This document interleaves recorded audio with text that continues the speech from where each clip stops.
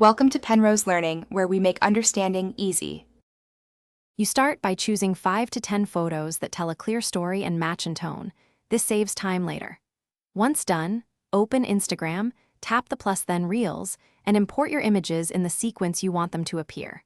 Make sure to trim each photo's display duration to about 1 to 3 seconds so the reel feels dynamic.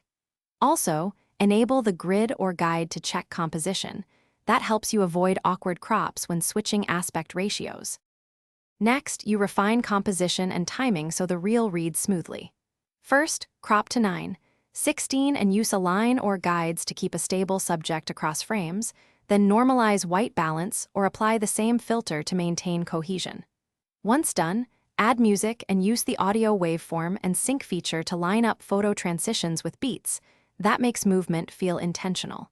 Finally, nudge individual clip lengths and use small exposure or saturation. To finish, you add overlays like captions, stickers, and one clear call to action, placing text within the safe zone so it's not cut off.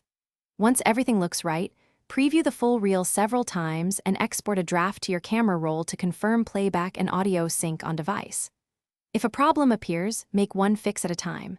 Clear the app cache, re-import the images, or reattach the audio. That targeted approach quickly resolves most export or desync issues. Thanks for watching. If this was helpful, leave a like and consider subscribing. See you next time.